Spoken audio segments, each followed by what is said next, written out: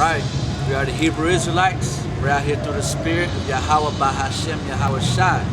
We're out here for the people of Negro, Latinos, Hispanics, and Native American.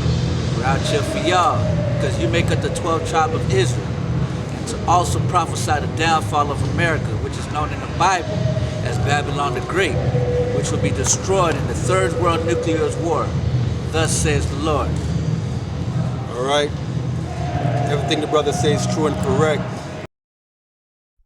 The Gospel according to St. Matthew, chapter 18. At the same time came the disciples unto Jesus, saying, Who is the greatest in the kingdom of heaven?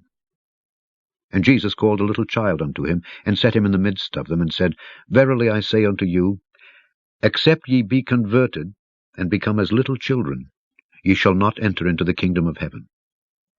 Whosoever therefore shall humble himself as this little child, the same is greatest in the kingdom of heaven. Today we're going to do a lesson on pride, because a lot of that is going on amongst our people, right? And in the world in general, man, pride is a big issue, all right? So we're going to touch on these things. Let's start off with a scripture real quick. Let's start off with Proverbs, the 7th chapter. Right, because pride is a major issue amongst our people, right? And everybody in general, right? People get puffed up, thinking there's something when they're not, all right? Proverbs 7 and verse 16. So we're going to deal with the issue on pride, amongst other things. Okay. Proverbs chapter 7, verses 16. I have decked my beds with coverings and Salakia. Proverbs 6 and 16. Salakia, my bad. Proverbs 6, verse 16. Proverbs chapter 6, verses 16. These 6 things does the Lord hate. Yeah, 7 are abomination unto him. Right, so the Most High hate these 6 things. Read on. A proud look. That's pride. A proud look. Read on. A lying tongue. And hands that shed innocent blood. Read on. And heart that devises wicked imaginations. Feet that be swift in running to mischief. Exactly. Read on. A false witness that speaketh lies, and he that soweth discords among brethren. Exactly. Right? So the number one thing he touched on, the number one thing was a proud look, which is pride. You understand? And we're going to see what is the cause of pride. Matter of fact, go to Ecclesiasticus.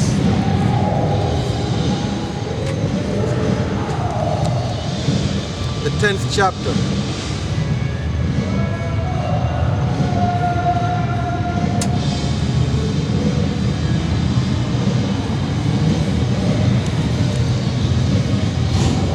Ecclesiasticus 10, start at verse 12, right? We're going to deal with, as I said, pride, right? Or where does the pride come from, right? Where does pride come from? Read on. Ecclesiastes chapter 10, verses 12.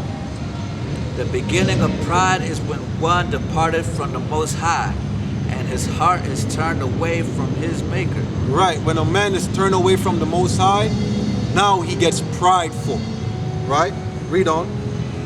For pride is the beginning of sin, and he that has it shall pour out abomination. Right, what is abomination?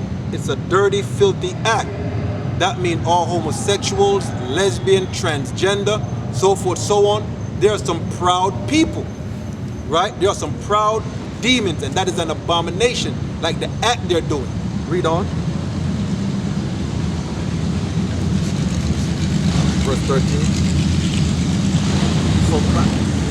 Go ahead. Okay. Yeah, from 13. Okay, from the top. Yep. For pride is the beginning of sin, and he that has it shall pour out abomination. Exactly. Understanding, he that is proud is going to pour out abominations. Read on. And therefore the Lord brought upon them strange calamities and overthrew them utterly. Exactly. So, what are the 3 things, right, that make a man proud? What are the 3 things that make a man proud? And from my assessment, It's money, knowledge, and power, right? When a man gets a lot of money, then he gets proud, he gets prideful, right? Because of that riches he got, now he's proud and you can't tell him nothing, right? And when a man have a lot of knowledge also, then he get proud, because he think he know it all and you can't tell him anything, right? And power, when you put a man in the power seat, then he gets proudful also. And we're going to back that up, right? But the first I said money. Give me 1 Timothy. Show you that money make a man proud. Give a man money, watch him like money. 1 Timothy.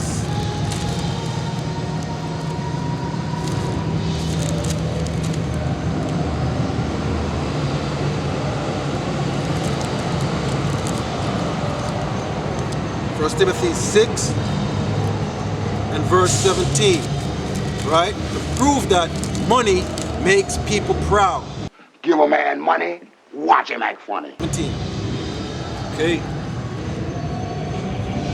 Charge them that are rich in this world, that they be not high-minded. Right, it said charge them that are rich in this world, they have the riches, that they be not high-minded, they be not prideful. That's what high-minded means, prideful, right? And what it means to charge them, it means to deliver a message to them. The ones who are rich in this world, that they be not high-minded. Read that again from top. Charge them that are rich in this world, that they be not high-minded. Read on. Nor trust in uncertain riches, but in the Most High, who gave us richly all things to enjoy. Right. Understand, it says they trust in ungodly riches. That's what our people do.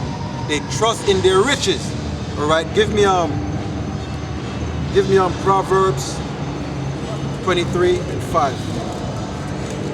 Right. They trust in their riches. Understand? A man that is proud. Proverbs 23.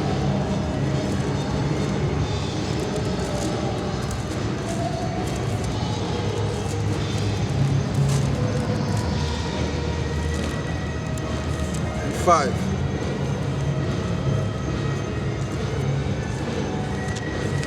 Right, read on.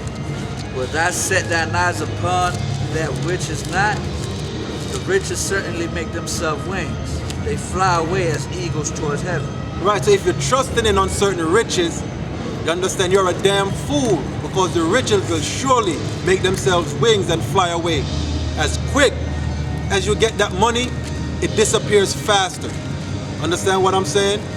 So for you to trust in riches, you're a fool. You got to trust in the Most High. Because again, that riches make you proud. Give me one more precept. Give me Proverbs 11 and 4.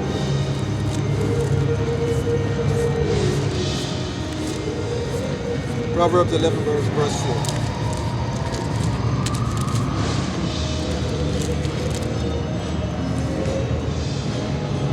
Go ahead. Proverbs 11 verse 4.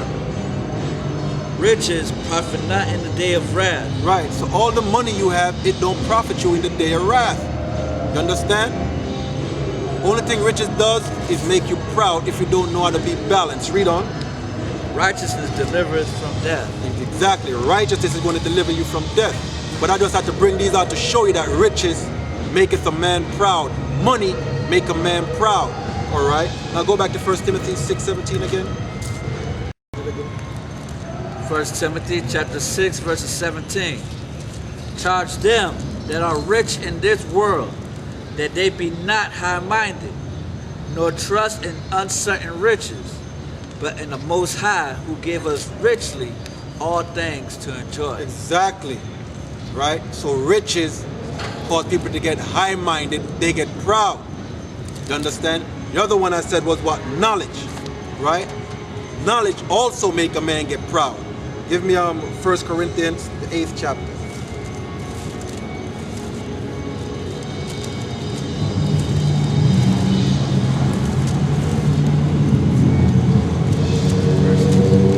First Corinthians 8, start at verse 1.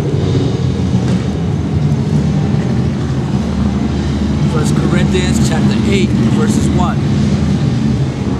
Now, as touching things offered unto idols, we know that we all have knowledge. Knowledge puffeth up, but charity edifies. See, knowledge puffeth up. Again, that puffeth up is with pride. You understand? When a man thinks he know it all, he gets prideful, right? And what that's going to lead to destruction, right? So, matter of fact, to give an example, go to show you how knowledge, if you get pride with knowledge, what could happen? Jump to verse 9. Verse 9. But take heed, lest by any means this liberty of yours become a stumbling block to them that are weak. Right. Understand? Because if somebody knows you have the knowledge, they look upon you as, you know what, this brother know a lot. Right? Whatever you do, you have people watching, right? And they will try to emulate it or do the same thing you're doing. As Paul said, right? Be ye followers of me as I am as Yahweh Shai. So you got brothers who will follow you. Right? Because they want to gain that knowledge too. Read on. Verse 10. For if any man see thee, which has knowledge, sit at meat at the idol's temple, shall not the conscience of him which is weak be emboldened to eat those things which are offered to idols? Right. So if a brother who's coming in, he's not strong in the faith or in the spirit like you are, right? But he's watching you. Right, and he perceived that you have a lot of knowledge, a lot of wisdom and understanding, right? So he's following you around, right? And he's seeing you go into, say a church. We're going to use a church. You see you go into the church building, and he's figuring that's where you're getting your knowledge, wisdom, and understanding from. So what is he going to do? He's going to go into church. You might go in there for a different reason, but he don't know that. But he see you go into that church, and he's going to follow you because he think that's where you're getting your wisdom and knowledge from. Read on. Through that knowledge shall the weak brother perish, for whom Yahweh shall die. Right, and through your knowledge, right, that weak brother perish. Why? Because you let him into a trap. You let him into a trap. You should have known not to go into a church, right? Into the church building. You should know not to do it. Understand? Because you got brothers who are watching, and they're going to try to do what you're doing. And if they think you're getting the knowledge from the church, that's exactly where they're going to go. Understand? Read on. But when ye sin so against the brethren and wound their weak conscience, you sin against Yahweh Shai. Right. And when you do that, you're sinning against Yahweh Shai, man. And we know what the wages of sin are. You understand? So you got to be mindful of what you're doing. But at the point I brought out here is, you see, knowledge puffeth up. It will make you proud. Just like riches will puff you up and make you high-minded, it will make you proud. All right, the next one we're going to touch on is power. Go to Ecclesiastes is in the Apocrypha, 17th chapter. Don't every one of these have them? These ones have them? Chapter 17, verse 17. But now we go into power, right? I said the three things that puffeth people up: riches, knowledge, and power, right? And you're going to have to know how to balance these things. If you don't know how to balance these things, it will cause your destruction. All right? Go ahead, Ecclesiastes 17:17. Ecclesiastes chapter 17, verse 17.